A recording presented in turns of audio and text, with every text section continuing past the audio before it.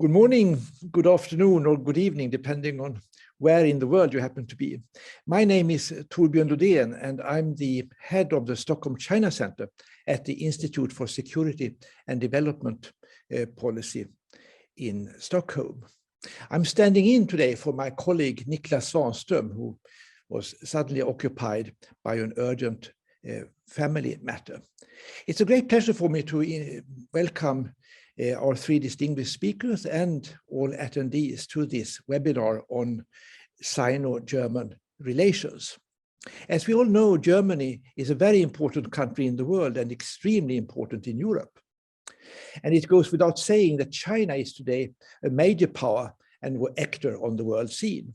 Therefore, Sino-German relations are indeed very important for Europe, for China, and really for the whole world. It seems that the new German government is now in the process of making some adjustments in Germany's policy vis-à-vis China. And this is a process that both we as scholars, politicians, and people concerned with world affairs around the world are following with great interest. So for this reason, it's a great pleasure for the ISDP and the China Center to organize today's seminar. And I'm especially pleased to welcome and introduce our three distinguished speakers. The first speaker will be Dr. Nadine Goodhart, who is a researcher at the German think tank Stiftung Wissenschaft und Politik, abbreviated SWP, who focuses on China, geopolitics, and regional cooperation. She is the co-editor of the book series Rutledge Studies on Challenges, Crises, and Dissent in the World, and is an affiliated researcher at the EDES Metropolitan Laboratory in Berlin, ANCB. Our second speaker will be Ms. Nele van Zwamen, who is the desk officer for China at the Konrad Adenauer Foundation's Berlin office. She previously worked as a research assistant at the foundation's Beijing representative office, gaining further on-the-ground experience in China following her studies. And our third and final speaker will be Dr. Marc Lanteigne, who is now an associate professor of political science at the Arctic University in Tromsø, Norway, who specializes in China, East Asia, and polar regional politics and international relations. Marc has previously taught in Canada, China, New Zealand, and the UK, and was an adjunct fellow with the research group Asian Perspectives of the European Union at the Free University of Berlin in 2013. I would like to add that representing the China Center and the ISDP, I'm also very happy that Marc is a frequent participant in our activities. We have three speakers, and the attendees will also be able to raise questions. I have to ask the attendees to hand in your questions under the Q&A function that you will find at the bottom of the screen. And then I will read out the questions after the presentations. But we will begin with the three presentations, which I think each one of the presentations will be roughly 10 to 15 minutes. But we have quite a lot of time, so don't feel constrained by these time frames. So without further ado, I would then like to hand over the word to Dr. Nadine Goodhart. Please, Nadine. Yeah, thank you very much, and thank you for having me. I will just talk a little bit about the developments in Germany along a set of 3 or 4 points. And I think the first one is a question about who decides actually about Germany's policy towards China. Because there's the assumption that particularly under Angela Merkel's leadership, the foreign policy making towards China was mainly decided in the Chancellery and not, for instance, in the Foreign Office. And this is partly true, but it needs to be emphasized that this balancing between the Chancellery and the Foreign Office, that this actually started a bit earlier. I mean, even under Gerhard Schröder with Joschka Fischer as a foreign minister, so the Social Democrats and the Green Party, Germany's policy towards China already became, in German we say Chefsache, so the matter of the chancellor, and was mainly decided in the chancellery. So the critics, the critical voices, like for example, when human rights issue were raised, this was raised by the foreign ministry at that time, but everything else, economic trades, was more or less decided in the chancellery. And after a couple of years, also the human rights issue were mentioned behind closed door as part of what is called quiet diplomacy. So the main object discussed openly were typically economic and trade issues. With Angela Merkel's entry into the chancellery and Steinmeier as her first foreign minister, who is now our president, this firstly changed. I mean, while Steinmeier, he's a social democrat, so he wanted to continue on the quiet diplomacy approach. Merkel was rather outspoken in her first term. She even criticized China human rights situation. She met with the Dalai Lama in 2007.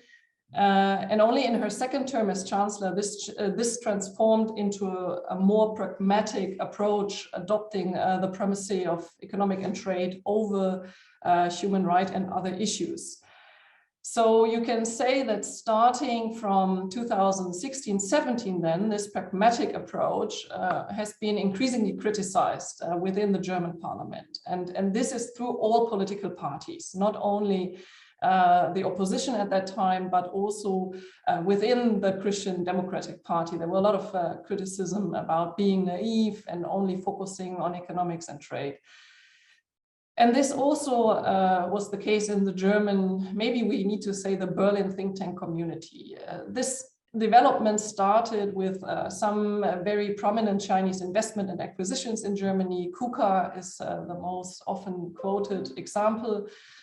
And more so, of course, changes within China's domestic policies and the formulation, you can say, of new goals, like such as the Made in China 2025 approach, and very simplified saying that China needs to be a technological superpower and also an industrial superpower, which of course in many ways challenges the German economy quite directly.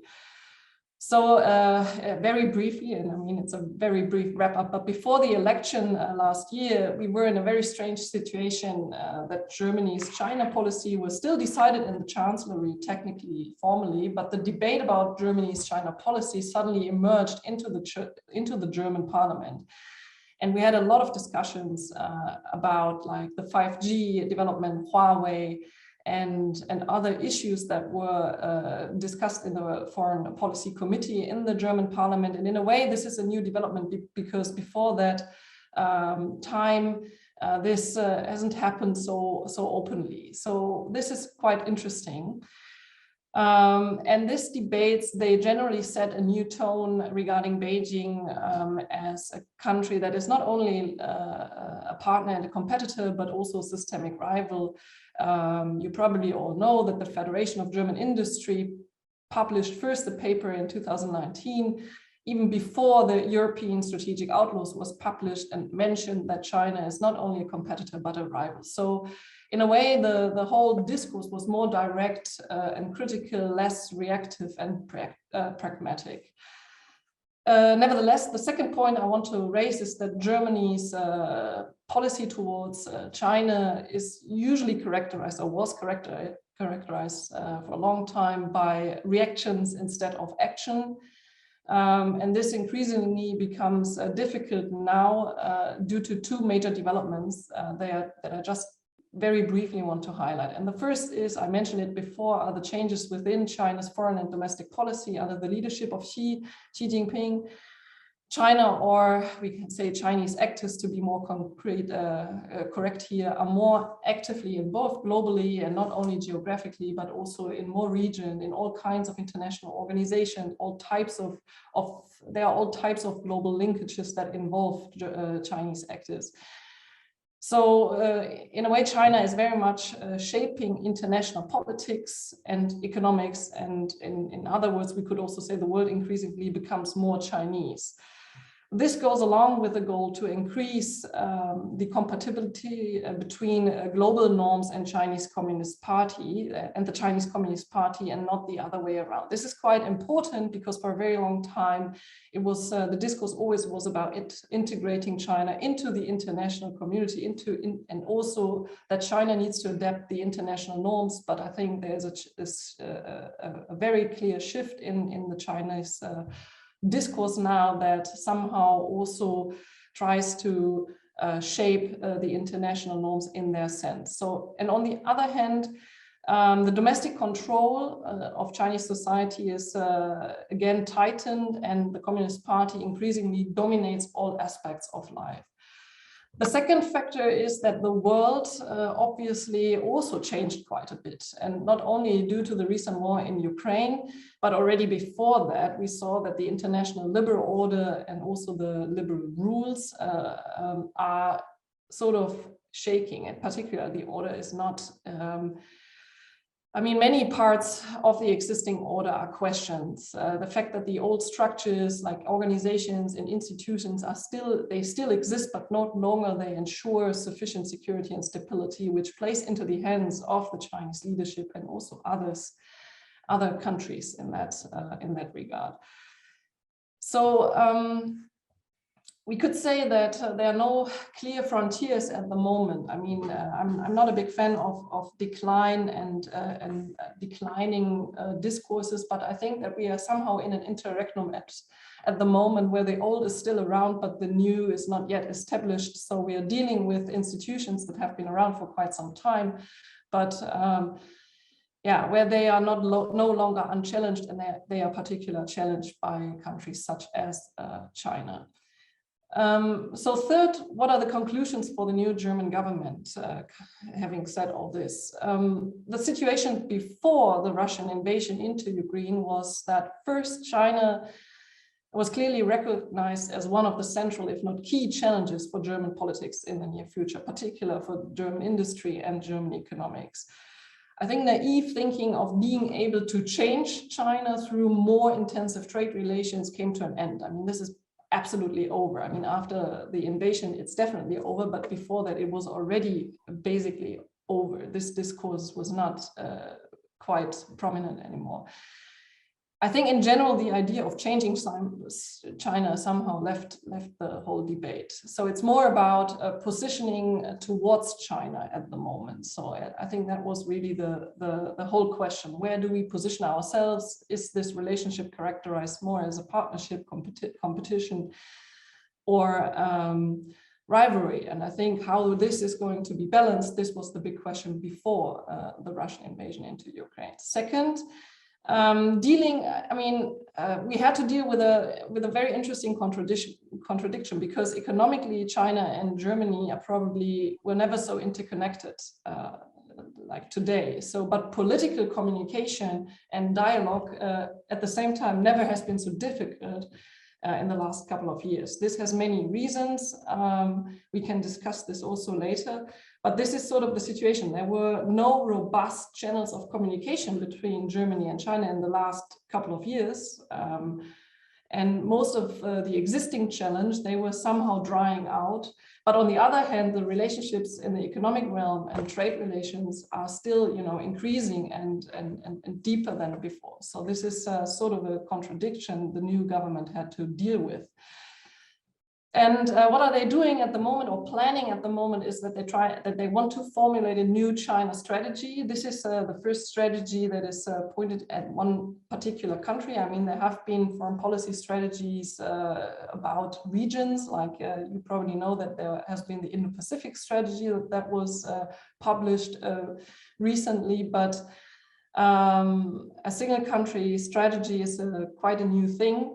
And the idea of formulating this China strategy is not directly mentioned in the coalition agreement. What is mentioned in the coalition agreement, though, is that the government plans to write a new national security strategy. So we have two big foreign policy goals in Germany this year in particular. One is to formulate the national security strategy, and the other one is formulating a China strategy. And this is the China strategy is formulated by the the China department within the foreign ministry. It's a work in progress at the moment. They are at the stage that they are basically setting the framework of the document, and then it's sent out, and this is probably the new thing, to all other ministries. So this is a strategy that will be in the end formulated on the working level by all ministries. I guess we can also imagine what this means. So there are many different interests, obviously. If we talk to the Ministry of Commerce or like the Foreign Office, there are different perspectives on China, but I think the main goal is to find some kind of reorientation in Germany's China policy, and particular give one orientation for every ministry, so that not every ministry is basically working on their own China strategy like it was a little bit before. Maybe at last point, just briefly, I want to touch on the Ukraine war. I think from my point of view, it's important to emphasize that this war does not change the overall narrative about Germany since at this point. It's definitely a very important incident, and I come to this in a second, but it's important to keep in mind that it's not changing what has been happening for years now in Germany's positioning towards China. So this has been going on for quite some time. And I think that Ukraine is not a decisive game changer in this development of the narrative. But, and this is a big but, because it's the war in Ukraine and the Russian invasion of Ukraine definitely will have an impact on how the China strategy will be formulated, and that's quite important. I mean, China's assessment of the war, this very awkward position they take, that they did not condemn Russia as aggressor, or at some point even distance themselves, quite to the contrary, is just very difficult to swallow, I guess, and for many, and that is rightly so, seen as that they are siding with Russia on this in this question. And this is and this is obviously the dominating view in Germany right now. I think we can say this, that China and Russia are sort of on the same side, and even a lot of public debate about being on the right side of history has been raised. So it's also quite a convergence of geopolitics and a very strong moral narrative here. And this has an impact on the debate about China in Germany, within the political sphere, but also within the think tank world, and maybe also in academia. I think even before the war, we saw that you could observe the formation of China camps in Germany. And this is, you had a very clear, you can call them whatever animal you like, but I mean, let's say they are German hawks. They were very critical, and then you had many other academics and think tankers who probably had a more balanced view on China, but they were always put into the panda hugger camp altogether. So in many ways, this formation of China camps is a new development for the debate within China, within Germany on China. And it's a very, I think it's a new experience, even for me personally, that this is taking place at the moment, but it's also quite understandable for all the reasons I just mentioned before. Maybe just one or two last sentences. I think that for the, let's say this critics, or the German hawks, the awkward position that China takes towards the war in Ukraine is really the final proof that China is on the wrong side of history, and that they are prepared to fight together with Russia, the United States, and particular Western values. So I think that's very important to keep in mind, because it could have a big impact on how, in a way, the German national strategy on China will balance, the idea of China as a partner, competitor, or rival. In the beginning, it's not yet clear that they use the triangle at all in the national strategy. until now. So it could also be the case that we are talking about a national strategy that will particularly highlight the competition and the rivalry, and it will be and there will be less parts on dialogue and cooperation. So I will end with this rather a pessimistic view, but I think it's a very realistic assessment of the mood, at least at the moment, because nothing is set into stone at this time. Thank you. Thank you very much, Nadine, for your extremely lucid and informative introduction to the setting or framework, as it were, in which I suppose the new German government is now designing and articulating its China policy. I'm sure we'll have reason to return to several themes that you brought up in your presentation. But now let us turn to our second speaker today, Nele von Zwamen. The word is all yours, please. Yes, good morning. First of all, I would like to thank ISDP for organizing the panel and for also having me. I want to bring up a few different points for now, which follow onto what Nadine has said already, but I will try to keep my opening remarks short. And first, I want to go into the work of the Konrad Adenauer Foundation for a little bit and how that relates to the Sino-German relations. We currently operate 2 representative offices in China, one in Beijing and one in Shanghai. The one in Beijing we opened in the 90s, the one in Shanghai in the early 2000s. And over the last few years, we have obviously seen quite a lot of changes with regards to foreign ideas and exchange, particularly on the Chinese side, with one of the major turning points for us being the implementation of the NGO law in 2017. So for us, this adjustment in the relations has been going on for at least the last few years, if not longer.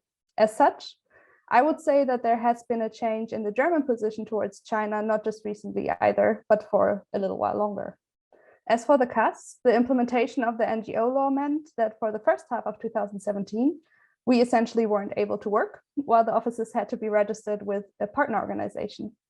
In some respects, it's useful to now have an official partner on the Chinese side who is responsible for us and can also help when it comes to some of the administrative issues organizations face in China. But of course, this also goes hand in hand with stricter controls of our offices. Even so, though attitudes in both China and Germany have been changing, there has always been an interest in what we could offer with regards to delegation trips, dialogue programs, conferences, etc. In particular, delegation trips and dialogue programs have been useful in building a better understanding on both sides. And another asset that I want to just shortly mention has been our network of former scholarship holders. They received scholarships from CAS, and most of them have done their PhD in Germany. And now they have all kinds of different positions in China, but are still open to talk to us and discuss all kinds of issues with us. Currently, there still is an interest from the Chinese side in cooperating and organizing conferences, roundtables, etc. together, but the digital format that we have to use because of the pandemic is a major limitation and has made it much, much more difficult. So it's just that you're missing all the more or less informal exchanges that are so important for our work too. For my second point, I would like to touch on the CDU in particular, because the title of the seminar is Post-Merkel, and for the CDU, it's particularly relevant. For the CDU, there have been 2 big changes following the last federal elections. For one, Merkel is no longer the head of the party, and neither is the candidate they ran the election campaign with, and the CDU is no longer government. The election program they ran with in 2021 was quite a big departure from the 2017 one, with regards to China particularly, mentioning it as the biggest foreign policy and security challenge in current times. Considering the war in Ukraine, the rankings may have changed for the time being, but this shows that there is at least a changed understanding of China in the party. Additionally, the CDU also uses that well-known triad of how China is a partner, competitor, and systemic rival, which was also used in the coalition treaty by the SPD, Greens, and FDP. And it is notable that compared to 2017, I think all parties had a bit more to say on China in their electoral programs. Clearly, this way to describe China and Germany's relationship with it partner, competitor, systemic rival, has found its way into the language of the political mainstream. However, it makes me personally wonder whether that will lead to actual changes in the way we engage with China, or whether it's just a phrase that's being used without leading to much of a policy change. What I think will be interesting to see with regards to the CDU will be how it uses its new role in the opposition. Over the last few years, the discussion on China has intensified, and what I think will be likely is that the CDU is going to be quite demanding in parliamentary debates. I do also think that this combination of both Merkel stepping down and the CDU now being in the opposition means that there will be a more drastic change in the CDU's position towards China than we might have seen if they had stayed in government. The CDU and SPD, Germany's two biggest parties, no longer being in a coalition government anymore, could be also quite healthy for parliamentary debates in general. Additionally, I don't want to make it seem as though everyone in the CDU is incredibly critical of China. As with any of the other parties, there are politicians who have been very outspoken about and critical of the PRC, and those who focus more on other aspects of the relationship as well as engagement with China. Finding a balance between containment and engagement, not just within the CDU, but for Germany's foreign policy in general, will be the challenge in the future. For my last point, I would like to touch on concerns I have when it comes to the Sino-German relations in the future. While at the national level, there appears to now be a certain understanding of not just the chances relations with China offer, but also the challenges we might face in them. This does not generally hold for the subnational level. I do think it's slowly becoming an area of interest also for the federal and national levels, how China engages with the subnational level, but it's not quite there yet. China, meanwhile, is very organized in how it approaches city partnerships and cooperations at that level, trying to achieve national goals and strategies, while a lot of subnational German actors do not have the capacity or knowledge on how to deal with that. So one of my concerns is that this might be underestimated for a while yet and overshadowed by the bigger picture issues. As Nadine said, change through trade is probably over and has been for a while, but a concern is how the balancing act that Germany now has to do, balancing between containment and engagement, will pan out. Other than the narratives Nadine mentioned and the points she raised, I just want to add that the war in Ukraine has shown, if anything, that Germany has to seriously rethink its dependencies on any one country, whether it's Germany, Russia, or any other partner in the world. I will end here for now, and thank you for listening. Thank you very much, Nele, for providing us with these very important, really, insights into discussions on Germany's China policy within the CDU. We are following this with the greatest interest. May I at this stage also remind our attendees that you are most welcome to post questions under the Q&A function. Please do that at any time you wish. And then it's my pleasure to turn to our third and final speaker, Marc Lanteigne. The floor is yours, please. Okay. Thank you, Torbjörn. Thank you, everyone. And thank you to the ISDP for having me today. So I guess the question that we're focusing on here is whether we're going to be seeing a significant change of course in China policy under the Scholz government. And we're still very early in the process, but I think it's safe to say that the answer is still very clouded in regards to how the new coalition can balance, as was noted, Germany's economic interests with a considerable amount of domestic and regional pressure from the EU and international pressure, including from the United States, to take a harder line on China's situation, including areas related to human rights, the situation with Hong Kong and Xinjiang, and just simply as a way of developing a combined approach to balance China's growing power. Now, this is not exactly a new situation that the German government has had to deal with. The Merkel government had really tried for a considerable amount of time to balance economic and strategic considerations. And as has been noted more than once, it was the Merkel government that tended to take a much more kind of economic security approach to China. This obviously came under a great deal of scrutiny during the last few years of the Merkel administration. And now you have this new coalition, which includes a centrist pro-business party in the form of the FDP, as well as the Greens, which have been considerably more skeptical, considerably more critical of China's policies, especially its human rights record. So the balancing act of the German government has become considerably more pronounced. Now, one case study, which was a very early indication of this balancing problem that the Scholz government inherited, was the situation after a decision was made to send a German Navy frigate, the Bayern, throughout East Asia through various ports of call, including in and around the South China Sea. Now, the United States had been encouraging many of its friends and allies in Europe, and I could talk about Britain, France, and so forth, to cooperate in demonstrating the international nature, the international status of the South China Sea. Now, Germany agreed to this ship tour, although you definitely sense a little bit of reluctance in that area because of the fact that, again, Germany was trying to balance its concerns about maintaining good economic ties with China while certainly wanting to show solidarity with Europe, with NATO, and expressing concerns about Beijing's overall policy in the South China Sea. So the ship tour took place, and this was last year, but it was also decided by the Chinese government in September of last year that the requested port of call of the Bayern would not be allowed. So that definitely demonstrated that China was concerned. There was a bit of a consideration period, but nevertheless, that China was concerned that what Germany was doing was challenging what Beijing saw was its legitimate historical claims to the waterway. So it really underscored the fact that Germany has been trying to strike this balance, but it's becoming much more difficult because of increased pressure on both sides.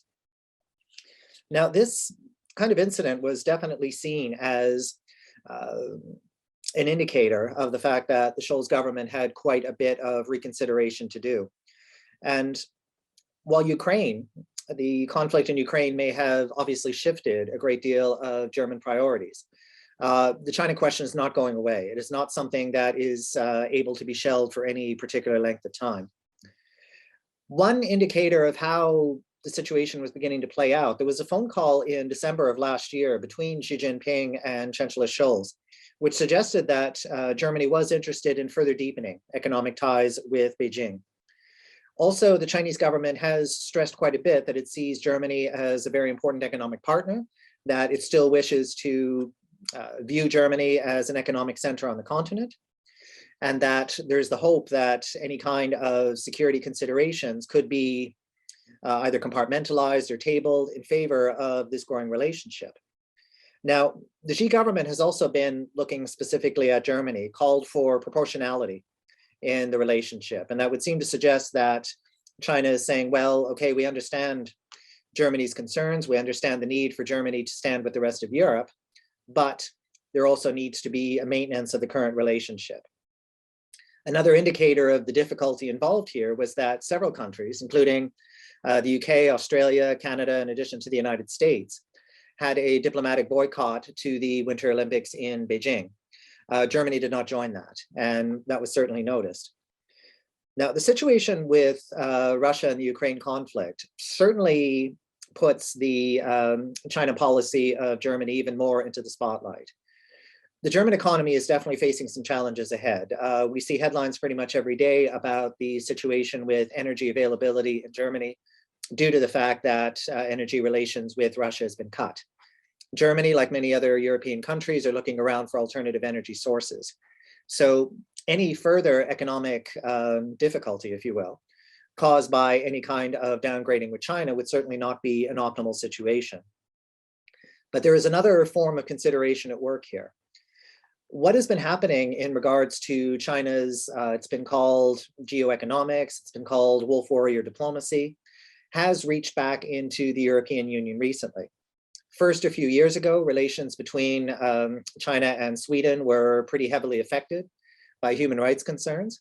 And now Lithuania is in China's sights for a great deal of economic coercion, if you will, after the decision was made by the Lithuanian government to open a Taiwan office using the word Taiwan.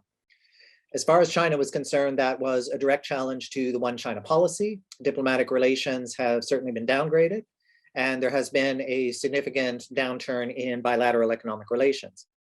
This certainly has been noted by the European Union, and quite a few members of the Union, as well as some members of the German political establishment, okay, we need to stand together with our small EU members to not tolerate this level of bullying. But this again kind of raises the problem that Germany has, on one hand, wanting to ensure that a certain amount of EU solidarity is maintained while making sure that economic considerations are also put forward. So how to do this is going to be very significant. Now, there does not seem to be any particular short-term resolution to the situation with Lithuania. I was in Vilnius last week and I had a chance to hear firsthand just how complicated the situation is getting.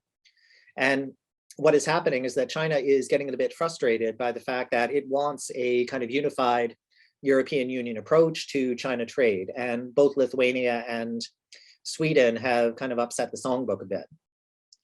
So what does the current coalition want? Well, that is the question here. Like, what does the current government ideally want from its China relations?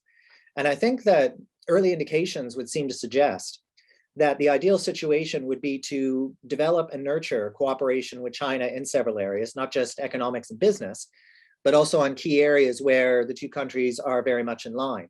I'm thinking primarily of climate change issues. But at the same time, there needs to be a greater window of opportunity for a bit of balancing to take place in regards to human rights, in regards to security concerns, and in regards to China's overall policies to Europe. But is that kind of compartmentalization possible? So what is happening here is a two-level game. On the international level, the Scholz government is trying to navigate its European commitments and its interests with China. But then you go to the domestic level, it's having to address a very complicated coalition, as well as a German electorate, which is also beginning to shift its views on China as a whole. One point that I want to finish with, and this is part of some research that I'm conducting here, is whether the Merkel government and potentially the Scholz government is practicing with its China policy almost a modified form of, it's been called mercantile realism. And that's a theory of international relations which has been traditionally applied to Japan, especially during the 1980s and 90s, which suggests a certain different stance than traditional realism towards security. Now, very long story short, this is a paragraph unto its own, but obviously Japan had a very specific relationship with the United States. There was a treaty in place which allowed Japan a great deal of security protection from the United States, and also allowed Japan to develop its economy and put a great deal more focus on economic security as opposed to military security. Now, how that could be transposed to Germany is very interesting, because you have certain elements of mercantile realism that are in place here. First of all, you have a strong focus during the Merkel administration on technological and economic security embedded within the NATO regime, that Germany tended to balance with other technological and economic powers, including China. So there was a focus on balance rather than confrontation. And in many ways, in many occasions, economic security almost was on the same level, or at times even superseded military security.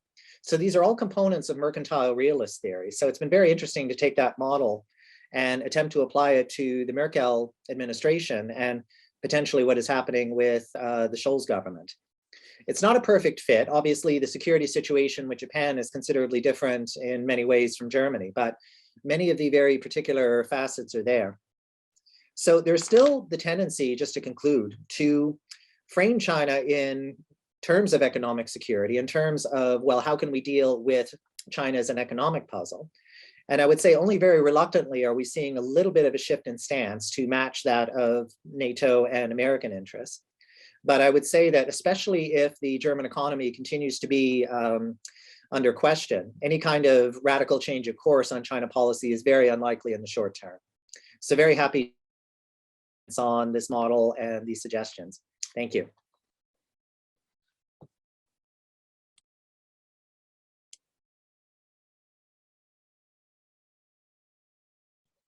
Sorry, now I finally succeeded to unmute myself.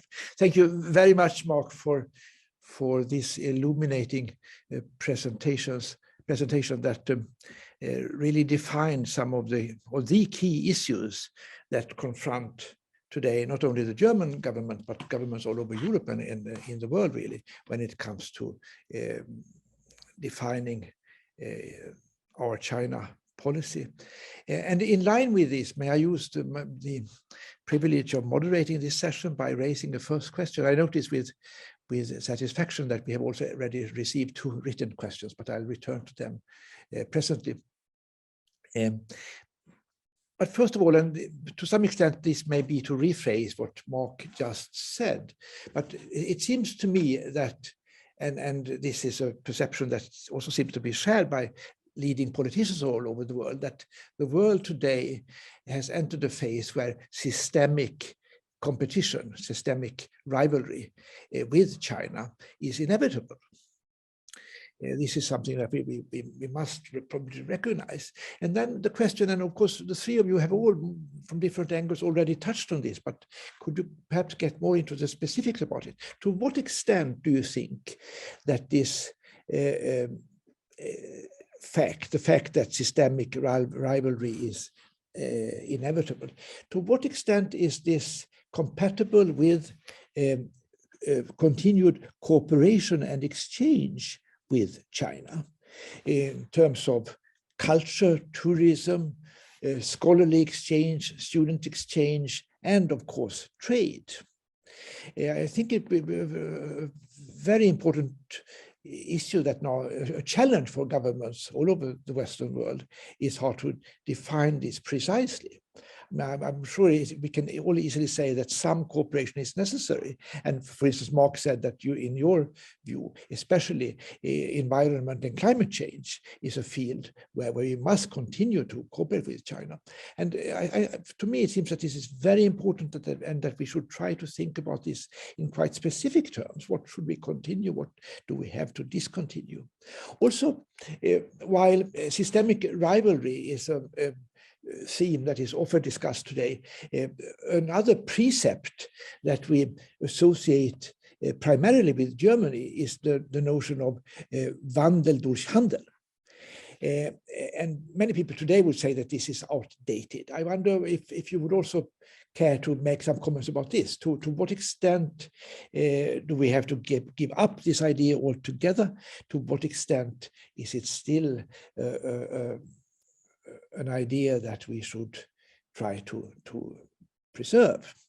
Would anyone like to comment on this? Nadine, you began. Would you have something to say?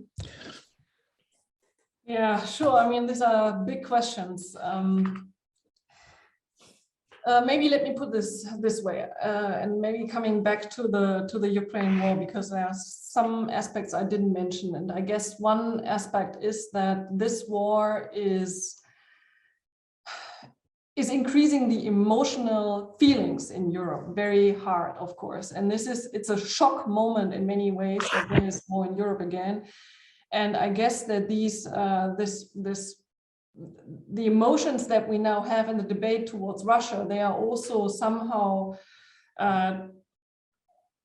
emerging in the debate towards China as well. So I think having these kind of emotions, it leads to an understanding that we are entering a world of binaries, and that is where I come back to the systemic rivalry. And I guess it's also something that the US President Biden also tries to, I guess, put forward, and that is the idea that you have this kind of alliance of democracies versus somehow this autocratic bloc on the other side, which is basically represented by Russia and China now. So, and I think this is one.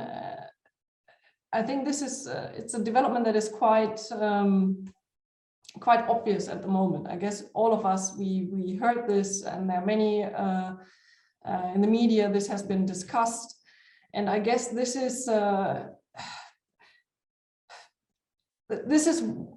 I guess the moment that we are in right now, and it makes it very difficult to somehow put all the personal and emotional understandings of the situation in Ukraine and what this means for Europe, and also particular for German foreign policy aside, and look at this maybe from a more a broader perspective. And if you do that, of course, you understand that there are not only two blocks, you know, it's not that there are the democracies and they are on the one side, and this is a homogeneous block, and then you have autocracies. But even when it comes to the positioning towards the Russian war in Ukraine, you have some kind of a third,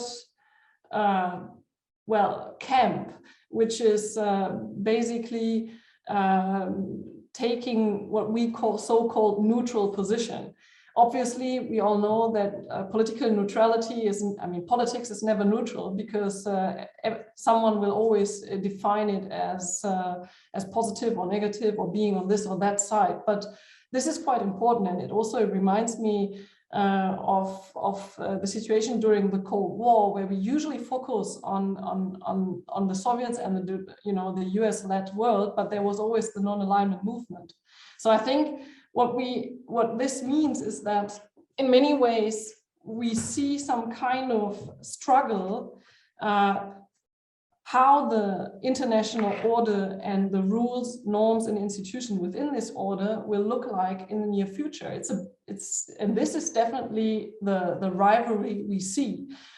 But if we tend to look at this from a systemic perspective, only looking on the political systems, or defining one side as democratic and the other one as authoritarian, then I think we miss a lot what is going on actually. And that is, I mean, that's my personal view, at least at this stand, because even now, when we equate China with Russia, we are missing a lot. We are missing how China is actually going forward with their foreign policy goals, how smart they are in many ways to deal with international crisis. Like if we think of the situation in Hong Kong and how they basically incorporate Hong Kong back into China, that was a very different style, so to say, than what we see now with Russia and Ukraine, obviously, which is probably the most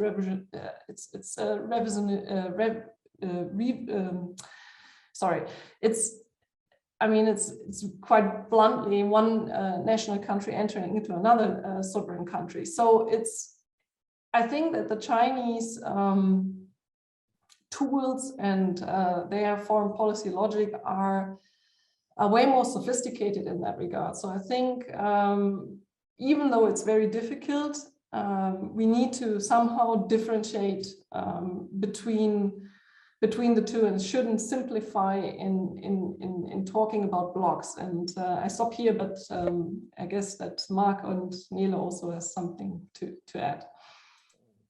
Thank you. Thank you especially for nuancing the rather crude way in which I phrased this question. Nele or Marc, would you like to add something at this stage? Yeah, I'd be happy to add something, moving on from Nadine's point about how China's foreign policy is so different from Russia's. One area that I personally find particularly interesting is how China's propaganda and communication campaigns are different from Russia's, and how it uses those tools in order to try to affect opinion in Germany, for example.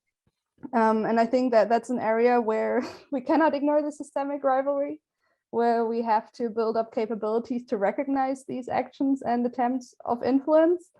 And that's another security area where we need to build up capabilities just in general.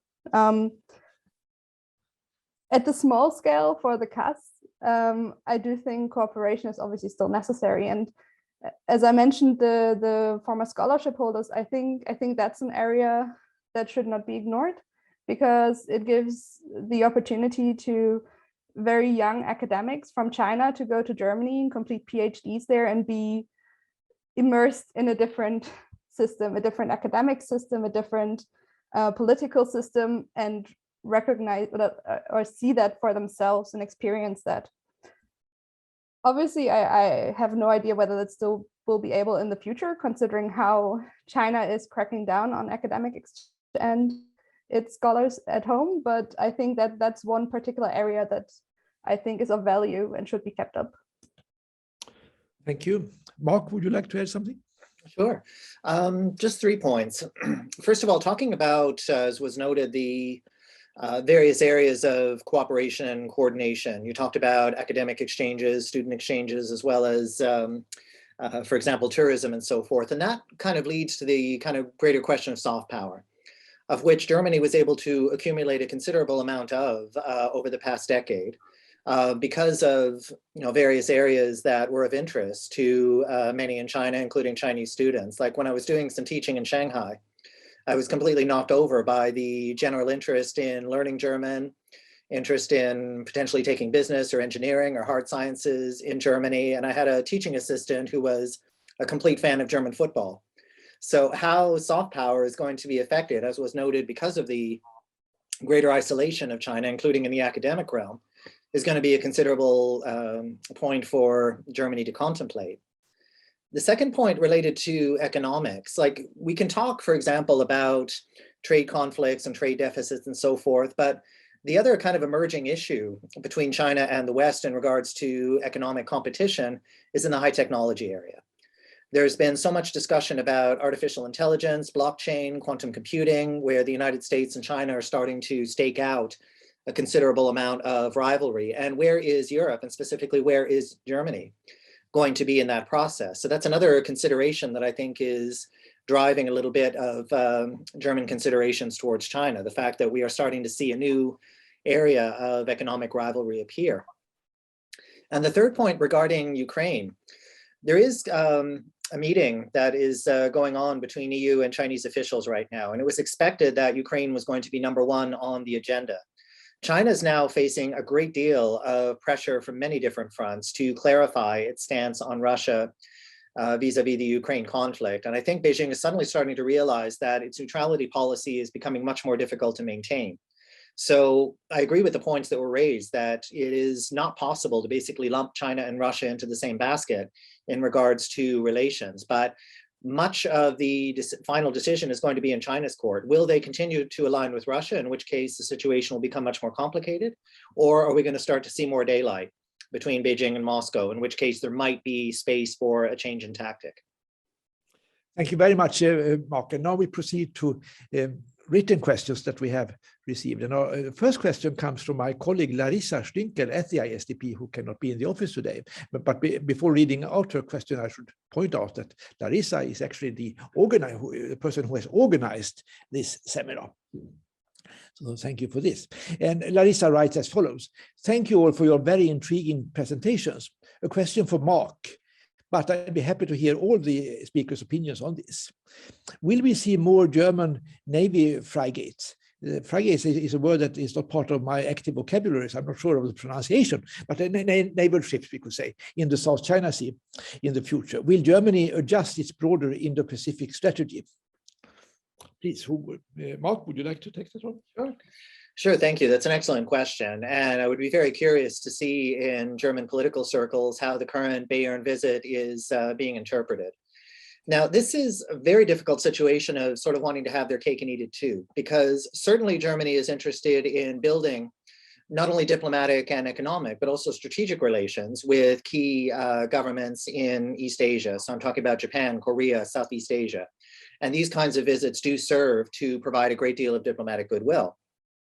But we've seen the fact that there is a cost to be paid. The fact that the Chinese government was very critical of the visit, the fact that the South China Sea was part of the agenda. So I can't picture this becoming a regular occurrence. I think that this will probably be a situation whereby there will be occasional missions of this type. But I really don't see these kinds of maneuvers being at the forefront of, excuse me, Germany's approach to the Asia Pacific. I think there probably will be an attempt to kind of diversify the various diplomatic approaches. Thanks. And Nele and Nadine, do you have any thoughts on this topic? Yeah, maybe it's important to know that I mean, the Ministry of Defense is not longer is led by a social democrat now. So this is also very important to note. I guess before during the last Merkel like during the last couple of years during Merkel's time, it was dominated, or you can say that the Ministry of Defense was politicized, and this made it even possible for this frigate to be put on its way, so to speak. So I guess now, because the Social Democrats are in lead, I don't see that this will be the that this will happen again soon. It's more like I think it's more related to domestic politics than in this regard than it is related to the Indo-Pacific strategy as a whole. I mean, what will definitely be discussed on the EU level is the question of militarization of the Indo-Pacific. I mean, I guess that the France has a very different perspective on this than Germany, I guess. So maybe this will be discussed on that level in a different direction, but I think for Germany, I don't see this as a frequent. I mean, I totally agree with Marc. So, yeah, but it's more a domestic issue than a geopolitical one. Thank you. And Nele, would you like to add something? I've got nothing to add to that. No. Okay, then we'll turn to the next question, which is posed by Ms. Valentina Romanova. Do the three speakers feel that Germany is likely to follow the EU's collective approach towards China in these circumstances, or instead try to make the lead as the EU's leader in relations with China? Many thanks. Who would like to start?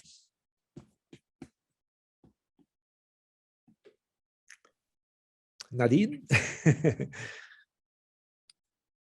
I don't know, maybe Nele also has to say something on this, but well, it's a good question. I can see how this is very important for countries and governments outside of Germany, and that there probably is a very different perspective on Germany's role within Europe, and particularly towards China, than there is inside Germany. And to be very honest here, I think if you see the role of the new government towards Russia at the moment, then it's very unlikely from that point that Germany is taking the lead in relations with China. I mean, what is really important to understand about this national China strategy is that this is, again, a very domestic issue. It's about giving orientation to the different ministries within Germany, because we always had the situation that there were different approaches towards China depending on the ministries. It's also, I mean, Nele mentioned this very briefly, it also has to do with the subnational relationships between China and Germany. So this national strategy probably also will cover and give some orientation to the federal states governments in Germany, which also have quite intense economic relations with China, and also the local governments. So in many ways, this is it's a domestic exercise, and I'm not so sure how much this will have an impact on European relations. It definitely will help. I mean, the different ministers to adjust their position on China, and you can rely on the paper at some point. But I still see some hesitation, particularly from the Social Democrats, to be the leader, to be a real leader when it comes to EU-China relations. And I mean, we are one day before the big EU-China summit, and it's going to be a very difficult one. Marc touched on this very briefly, and I guess the meeting between Wang Yi and Lavrov just yesterday, and I mean, this was again supporting the fact that China sides with Russia on the main ideas of why they invaded Ukraine and their positions on the war in Ukraine. So this will be a very difficult topic to overcome at this point. So I'm maybe it's a little bit too early to tell this. Any other comments? Yeah, at the same time, I would say that Germany is obviously very interested in having also a common EU strategy to deal with China. It's just a matter of getting all 27 member states to agree on something and forming a strategy that's actually effective in dealing with China. That's the issue here. I don't think personally that Germany will become a leader in that, but they still seem too hesitant to do that. But they're obviously still interested in having a common strategy. May I insert a question for Nele at this stage? With regard to this question, Germany's role in Europe with regard to China policy, but also in other areas. You work within a think tank of the CDU. And now foreign policy in Germany is shaped also largely by the Green Party. Would you care to say something about how your perception of the differences between the CDU and the Green Party with regard to China policy, but also defense policy and foreign policy in general? Yeah, of course. Well, first of all, it has to be noted that the Foreign Office was not led by a CDU minister, but an SPD minister for the longest time. So the change between the SPD minister and the Green minister is not as big as it would have been from a CDU minister to a Green minister. We can see that there haven't been as extreme changes in the Foreign Office as there have been, for example, in the Ministry for the Interior, where it was led by a CDU minister for the longest time, and now someone else has taken over, and there is a big reshuffling of positions and posts. In general, I think the Green Party stresses more the human rights issues and speaks of a value-based foreign policy, whereas many in the CDU for the longest time have been more focused on the economic cooperation and trade. And that's only started to change in the last few years, as we have said before in our talks. But as I mentioned as well, there is a change in the CDU between. I don't want to call them two camps, because I don't think it's that black and white with the positions on China. But there is it's more common to find people think of China as a systemic rival or competitor rather than just a partner. And that shows in the CDU's position on economy, on trade, on investment, on high technology, really all areas of politics. And the difference between the Greens and the CDU is really quite big. But at the same time, I think there is, in general, in Germany, the position that you should still talk about human rights issues in China and the like, and should not just let that fall under the table, regardless of which party you look at. I asked the question about how the CDU and the Green Party relate to each other, but of course, as you say, the government is now an SPD government. So would you say that the CDU is closer to the SPD now in terms of China policy than to the Green Party? I mean, you can't ignore that they were in a coalition government for so many years. I think that shows, and that has shown in the last few years, and why they've had. I mean, yeah, that's basically it. It shows that they were in a coalition government for the longest time, and now have to, I guess, find or contrast each other more again. That they're one party is in government and one is in the opposition. But maybe Nadine can add as well to this. And perhaps I should not have taken up time to raise this question. It may be. But it's an important one, actually, because it's really. I mean, I guess I would slightly disagree. I think that the position between the Social Democrats and the CDU towards China is rather close. Yeah, I mean, and of course there are voices within the CDU, and I mentioned this before because, of course, in the German Parliament, There have been also voices by CDU members who were quite critical, but this is not the majority within the party. So I think there's a lot of convergence between the two big parties. And if we look back to the coalition agreement negotiations, I think the SPD, the Social Democrats, were quite shocked by the demands, by the Green Party demands. And I think they were personally shocked how harsh the debates actually were on China and on Russia regarding the coalition agreement. So,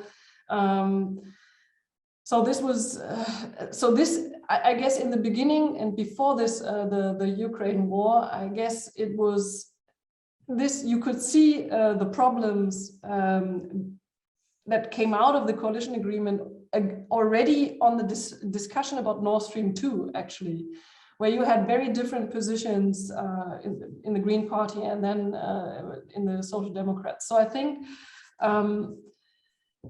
Marc mentioned this, that the balancing act between the three parties is quite the challenge. And this is still, this is still ongoing. I mean, the Social Democrats, they have basically changed their position 180 degrees 3 days after the invasion into Ukraine.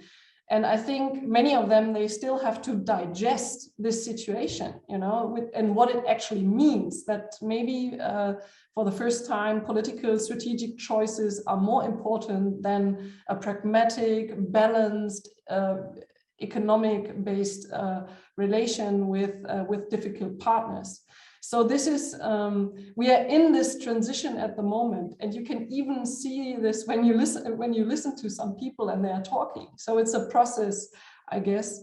But the Green Party, they have been quite clear from the beginning. So I guess the Foreign Office and Annalena Baerbock, she has been the one pushing her position because she never had to change her position. She is just doing what she'd done during the actually election campaign. So in a way, it is a little bit easier for the Green Party at this point, but the Social Democrats are in the Chancellery, so they have to come around and at some point, yeah, but I stop here.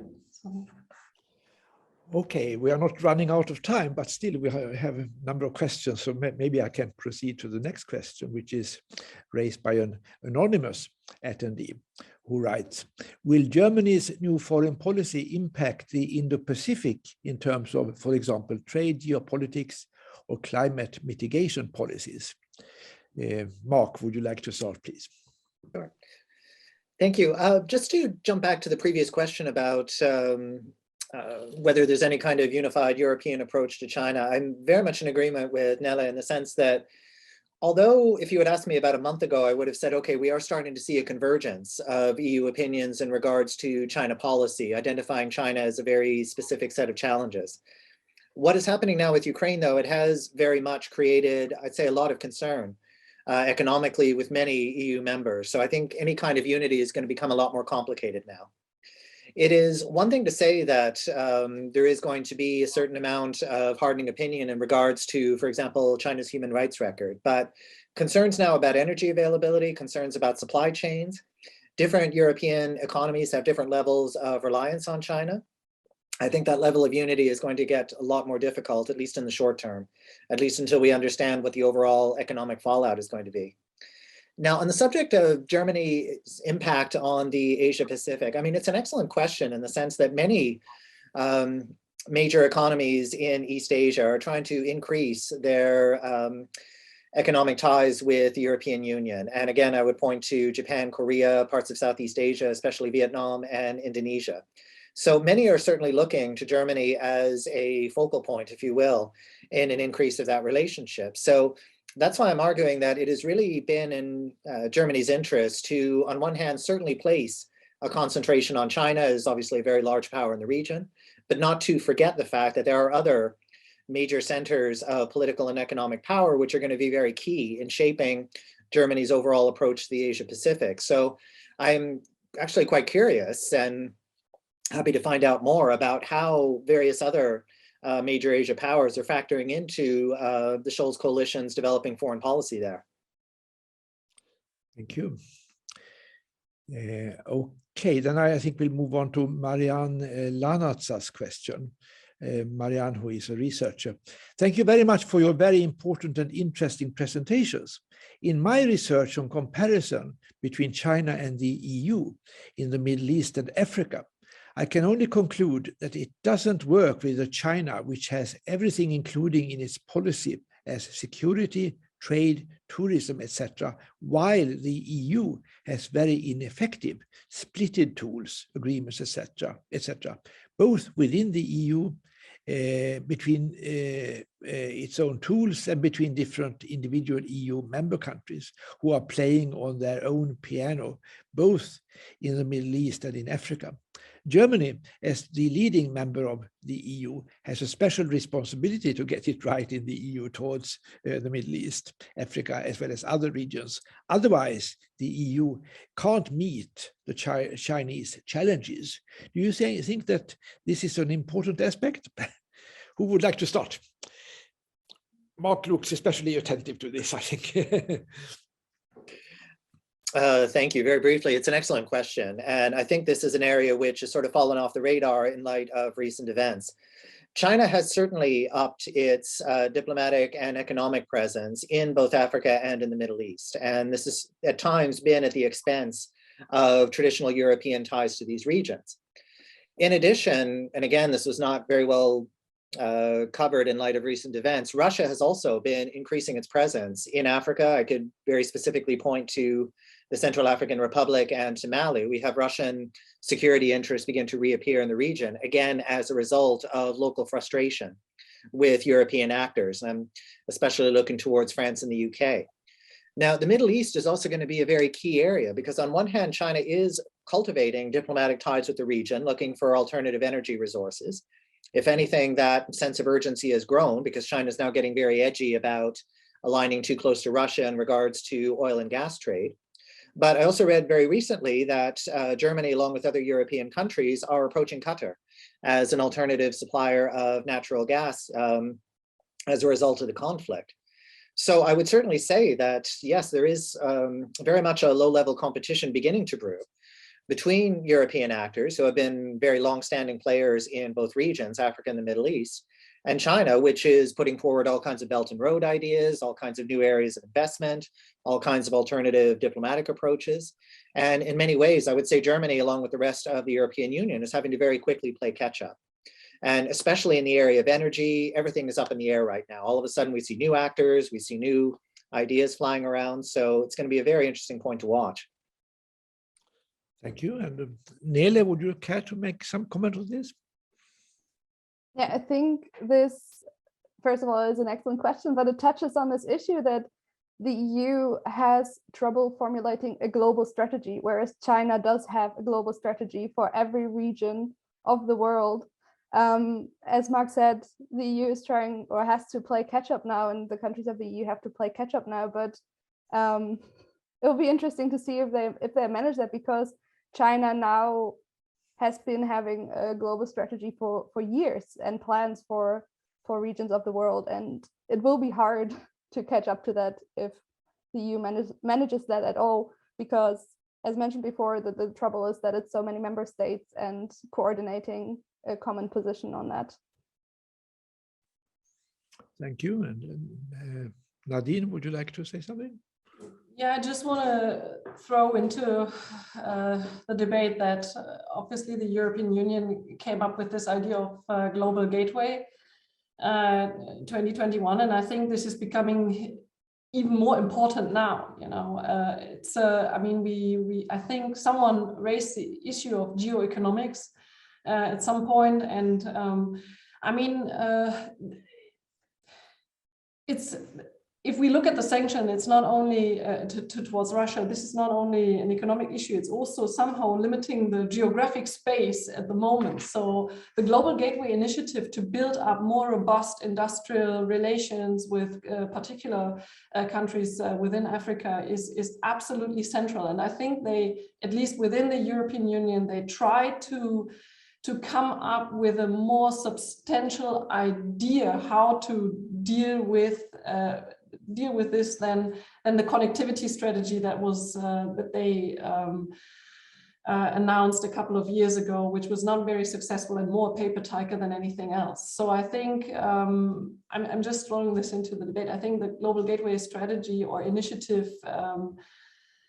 well, could really be a game changer, but it needs to be combined with other infrastructure projects, maybe with the US and so forth in this regard to somehow counterbalance the Chinese influence in the different regions of the world. But maybe just briefly to the Indo-Pacific. I mean, we have to keep in mind that, I mean, we're discussing about China's position towards the Ukraine war, and then we also have to keep in mind how other countries, even within the Indo-Pacific regions, position themselves towards this war. And it's also not always quite clear, you know, like we see Indonesia, Vietnam, they also, or India, of course, they also take a very neutral state in this situation at the moment. So I'm just wondering if this will also have an impact on the relationship between Germany and the region, or some countries within this region, because they are not distancing themselves from Russia so clearly. So I think this is, if we talk about the Indo-Pacific, it's one thing to see this as, you know, a strategy of diversification and like-minded partners, but there are also not so like-minded partners, particularly when it comes to the Ukraine war. So maybe this will have a little bit more dynamic in the near future. Thank you. Now we have two questions that I think we can amalgamate into one, really. But first one is posed by Nadine Goodhart, who directs her questions specifically to you, Nadine. How do you analyze the significance of the growing China-Russian relations for Germany? And then an anonymous attendee writes, Russia's invasion of Ukraine is predicted to accelerate the green transition as Europe tries to reduce energy dependency on Russia. However, this would swing dependency onto China as China dominates clean energy supply chain. How will Germany navigate in this? Since the first part of the question was specifically directed at you, Nadine, would you mind continuing? Yeah, I think we already touched this quite a bit, and I think I made some comments on this already, how this alignment between China and Russia has clearly an impact on the debates within Germany, and also will have an impact on policy decisions in the near future. But I think it's still the question how deep this alignment really is. And so we are, again, one day before the EU-China summit, and I guess we will see tomorrow if both sides can overcome their very different positions toward the Ukraine war. So I'm leaving it here because it's such a big question, and we could discuss about the difference between China and Russia, I think, for another seminar. And I mean, the second question, I think it's a brilliant question, because it really shows how connectivity and geopolitics are intertwined, you know, in our world. And this becomes so visible with the invasion of Ukraine that, I mean, and it's global connectivity. It's not just connectivity between European countries, but it's global supply changes, and this includes China very much so. And I guess the political answer to this question is we will have to, in many ways, it's for the German government, it's about how they communicate the costs to the German public. I mean, for everything that is related to energy security. And I mean, just yesterday, the German economic minister gave quite an astonishing interview where he, for the first time, mentioned that this war will actually cost Germany quite a bit, and that Germans should start save energy from today on.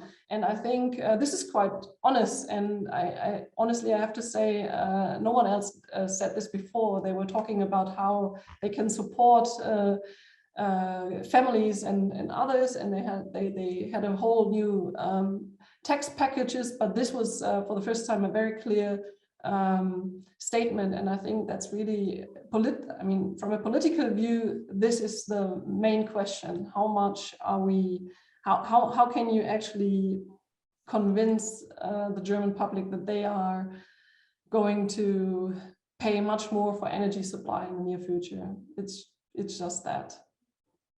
Thank you. And Nele, would you like to add something? I don't actually have anything to add. I think Nadine has touched all the important points. Marc, any comments? Yeah, just one quick question about the second part about the Green Revolution. I think what we're talking about here is almost kind of a two-stage process. As Nadine correctly pointed out, this is going to be a considerable short-term challenge for Germany as well as several other European economies, especially between now and next winter. The issue of energy availability is going to be paramount for a considerable amount of time. So the short-term issue will be, okay, how do we address immediate energy needs? And that will mean, and I'm hoping I'm wrong, but it very much likely will mean a postponement of some of these green initiatives. Another quick point about that is the fact that because Germany is obviously a leading producer of various green technologies, I'm thinking primarily of solar panels and so forth, it will be interesting to see how that competition again with Chinese supplies plays itself out.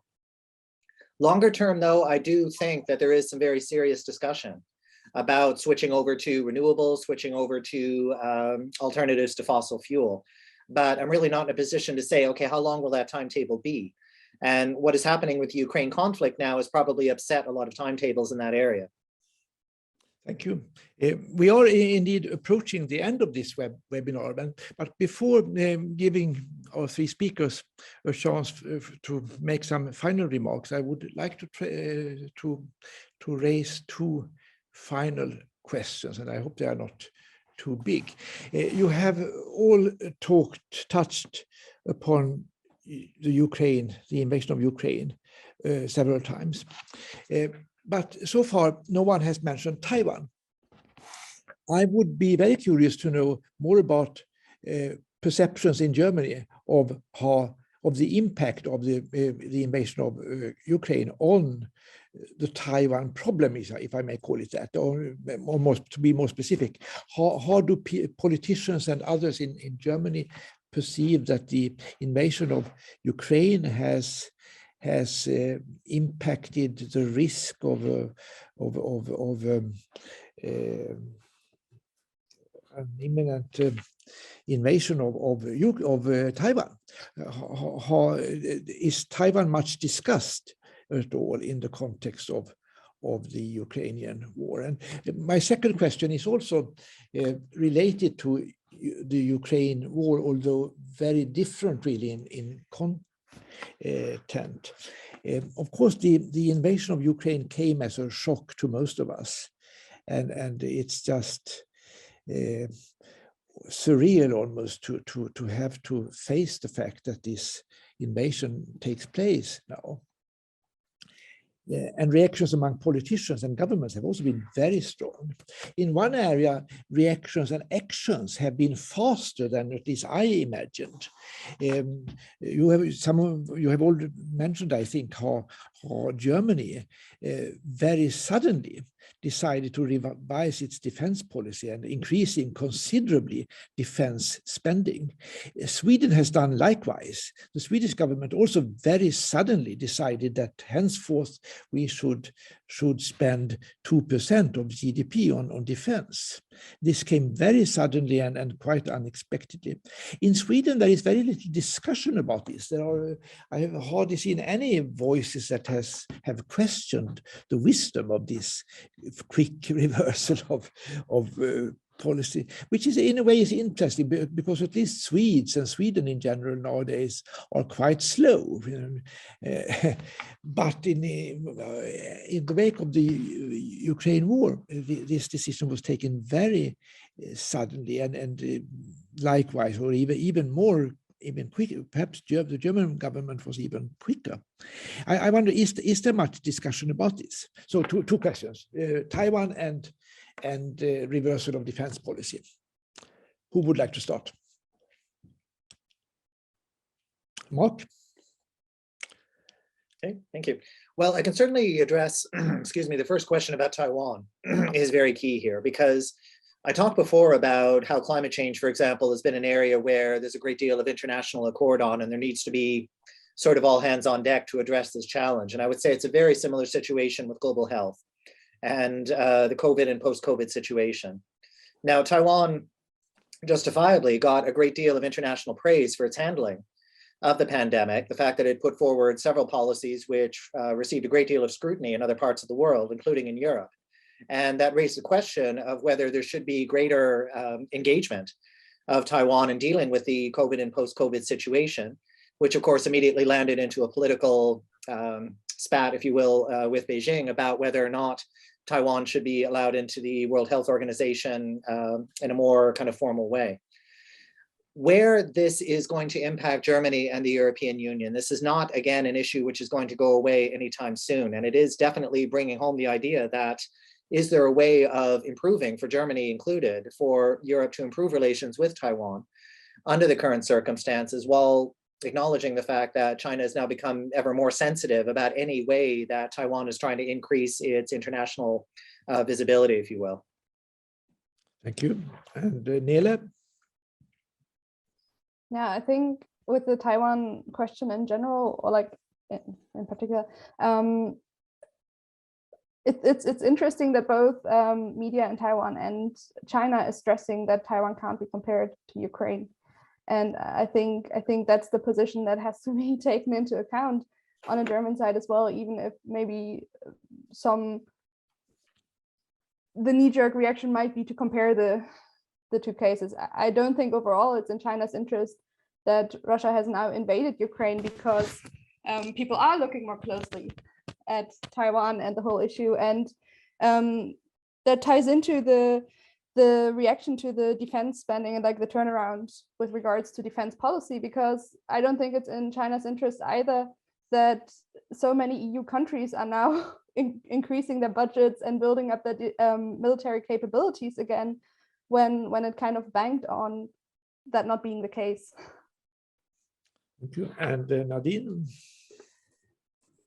Yeah, I mean, I think that German policymakers are much more aware of the Taiwan situation. I mean, this has been discussed. Marc also mentioned Lithuania and the case in Europe. So this is I think one thing that is quite important. Also, that the European Parliament, which is very anti-China at the moment, very much supports deeper relations with Taiwan. So I think we have sort of an atmosphere that is quite positive, maybe for the first time, to actually somehow really engage with Taiwan. Maybe on the comparison between Taiwan and Ukraine, I personally think that maybe in short term, there will be no military action, Chinese military action against Taiwan, because I think the Chinese, and Nele said it, they observed how quickly the West responded. And I think particularly also the German decision to raise the defense spending and this, as I said before, 180 shift of the foreign policy goals, that is also that is definitely observed in China as well. So, and it definitely also made an impact that this is happening. But in the long term, I think the game with Taiwan is not changing so much. And as I mentioned before, that China's policy in this regard is way more sophisticated when we think of Hong Kong and how they, how they infiltrated Hong Kong, and this is also happening in Taiwan. I mean, with cyber activities, hybrid operations, disinformation, and so on. So I think what they particularly observe at the moment is also the cyber activities from the Russians in Ukraine, and what they probably can learn from that regarding Taiwan. And the defense spending, I mean, it's huge. It's as I said before, it's happening so fast. You mentioned this. So, but again, I think in my discussions with Chinese colleagues, I also think that they also understand that this is a shifting point in Germany's foreign policy. So, in many ways,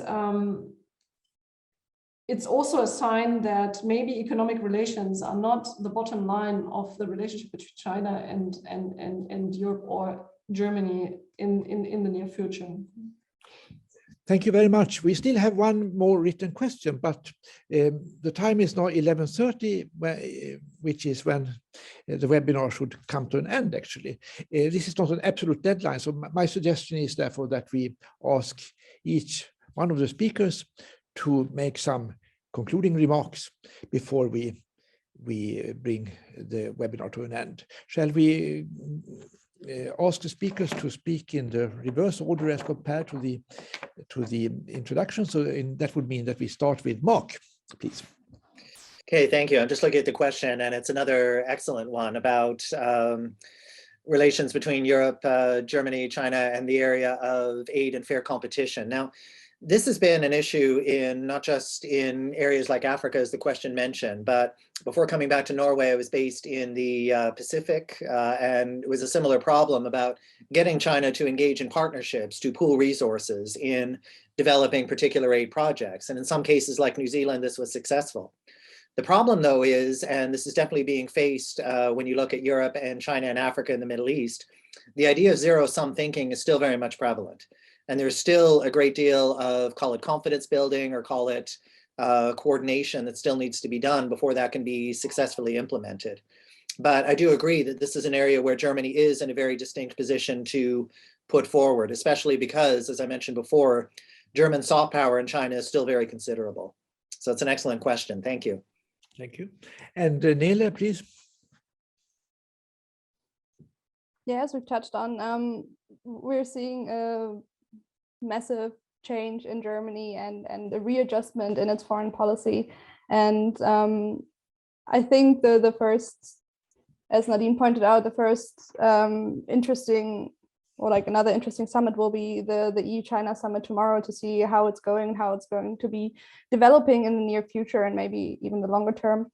But what I'd like others to take away from this is that Germany is indeed changing quite a bit and readjusting, and that we're seeing this adjustment phase quite openly, actually, and can follow it along. Thank you very much. Now, I think we have to bring this to an end, which seriously is a bit unfortunate, because I think this has been extremely interesting, and we could certainly go on for at least 1 more hour, or actually we could have a series of seminars. Thank you so much to all 3 speakers for truly excellent presentations, very lucid, and at least I have learned a great deal today about not only about Germany's grappling with its China stance on China, but also really on the world situation and the role of China in the world. So thank you so very much, and I hope that the ISDP can get back to you. I would also like to take this opportunity to express our gratitude to the attendees whose questions are of course also crucial for the success of a webinar such as this. Thank you so much for today, and looking forward to seeing you soon again at some of our activities. Thank you and goodbye.